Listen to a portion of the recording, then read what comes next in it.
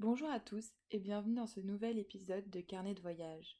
Aujourd'hui, je vous propose d'explorer ensemble Catane, une ville sicilienne où l'histoire, la légende et la vie moderne se mêlent sous l'ombre imposante de l'Etna.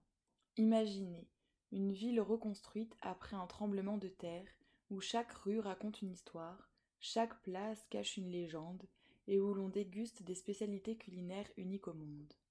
Catane est une ville aux multiples visages, fondée au 8e siècle avant Jésus-Christ par les Grecs sous le nom de Catane. Elle fut ensuite romaine, byzantine, arabe, normande, aragonaise et même la capitale du royaume de Sicile sous les Aragonais.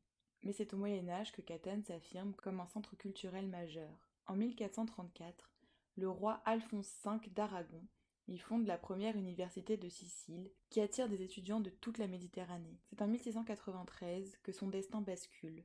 Un tremblement de terre, suivi d'une éruption de l'Etna, rase une grande partie de la ville. Plutôt que de sombrer, Catane renaît de ses cendres, reconstruite dans un style baroque qui lui vaut aujourd'hui d'être classée au patrimoine mondial de l'UNESCO. Catane a aussi été un carrefour commercial majeur en Méditerranée. Son port, l'un des plus actifs de la Sicile, a vu passer des marchands grecs, phéniciens et arabes, laissant derrière eux un héritage culinaire et architectural unique. Mais je vous en parlerai plus tard dans ce podcast. Catane est une ville de la côte orientale sicilienne, entre la mer Ionienne et l'Etna, le plus grand volcan actif d'Europe. Ce géant, de 3300 mètres de haut, domine la ville et influence son climat.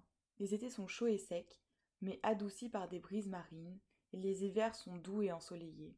La meilleure période pour aller visiter cette ville est donc le printemps, d'avril à juin, ou l'automne, entre septembre et octobre, quand les températures sont idéales pour explorer sans avoir trop chaud. Un conseil, si vous y allez en février, ne manquez pas la fête de la Sainte Agathe, la patronne de la ville, mais je vous en parlerai un peu plus tard dans ce podcast. Je vais maintenant vous présenter quelques endroits qu'il ne faut pas manquer en allant visiter Catane. Commençons par la Piazza del Duomo, le cœur de Catane. Au centre de cette place, vous trouverez la fontaine de l'éléphant, un symbole mystérieux.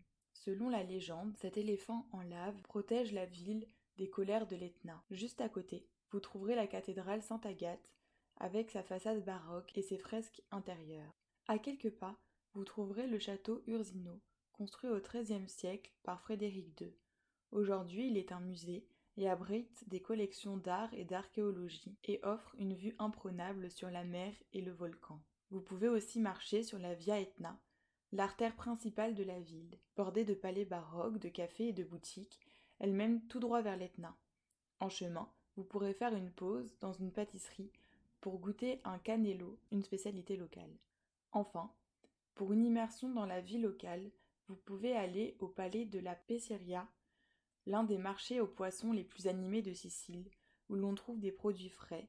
C'est aussi un endroit idéal pour déguster un arrachino ou une catocita. Si vous aimez l'histoire, les vestiges du théâtre romain et de l'amphithéâtre, partiellement enterrés sous la ville, valent le détour. Ils rappellent que Catane était une cité importante à l'époque romaine.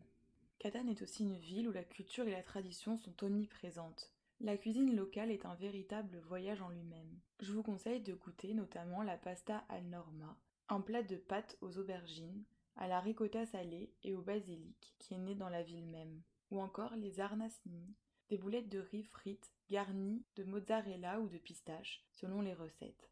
La musique est aussi une part essentielle de l'identité catanaise. D'ailleurs, Vincenzo Bellini, le célèbre compositeur d'opéra, est né ici. Enfin, Catane est une ville de contraste, où le sacré et le profane se côtoient. La fête de la Sainte Agathe, en février, est un moment fort. Cette fête est l'une des plus importantes de la ville. Elle célèbre la Sainte Agathe, qui, en 252, alors que la lave menaçait la ville, l'a protégée par son voile et aurait ainsi arrêté la coulée. Depuis, elle est considérée comme la protectrice de Catane. C'est pour cela que tous les ans, en février, pendant 3 jours, la ville s'anime de processions, de concerts et de feux d'artifice en l'honneur de sa protectrice. Catane est une ville où les légendes sont nombreuses. J'en ai sélectionné 3 qui, je l'espère, vous permettront d'en apprendre un peu plus sur cette ville. La première concerne l'éléphant de la Piazza del Duomo. Selon la légende, il aurait été sculpté par un magicien arabe au 8e siècle pour impressionner les Cataniens. Depuis, il est devenu le symbole de la ville, censé la protéger des éruptions de l'Etna. Une autre légende est celle d'Assie et Galatée.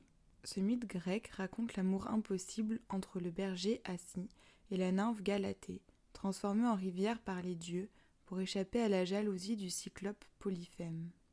Les rochers des Cyclopes, près d'Acitesa, seraient les projectiles lancés par Polyphème lors de sa colère. Enfin, ma dernière légende est une légende médiévale qui raconte qu'un évêque, cruel et corrompu, aurait été puni par l'Etna, qui aurait craché un cheval de lave pour le terrasser. Cette histoire symbolise la révolte du peuple contre l'oppression. Aujourd'hui, Catane est une ville dynamique, où tradition et modernité se mêlent.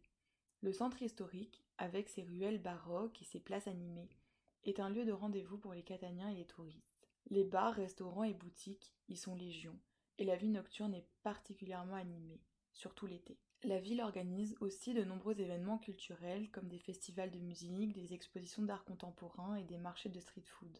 Si vous aimez le sport, sachez que Catane est une ville très animée par le football. Enfin, Catane est une porte d'entrée vers l'Etna et les villages alentours. Les excursions vers le volcan et les plages de sable noir. Si vous avez le temps, n'hésitez pas à aller explorer les alentours de Catane. À moins d'1 heure en voiture, l'Etna vous attend pour des randonnées, des dégustations de vin ou simplement pour admirer des paysages lunaires. Les villages comme Zaferna Etna ou Nicolosi sont parfaits pour découvrir la vie locale au pied du volcan. À 15 minutes de Catane, vous trouverez aussi Azzi Castello et sa Riviera di Ciclopi, offrant des plages de galets, des eaux cristallines et un château normand perché sur une falaise de lave. C'est aussi ici que se trouve le décor de la légende d'Acci et Galatée dont je vous ai déjà parlé. Enfin, à 1 heure de route, Taormina et Syracuse sont des escapades inoubliables. Taormina avec son théâtre grec et ses vues sur la mer, Syracuse quant à elle est une plongée dans l'histoire grecque et baroque avec son île d'Ortygia et ses ruelles. Catane est une ville où chaque pierre raconte une histoire, où chaque plat est une explosion de saveurs et où chaque légende a une touche de magie. Entre l'Etna qui veille et la mer qui scintille, elle offre une expérience unique, mêlant histoire, culture et nature.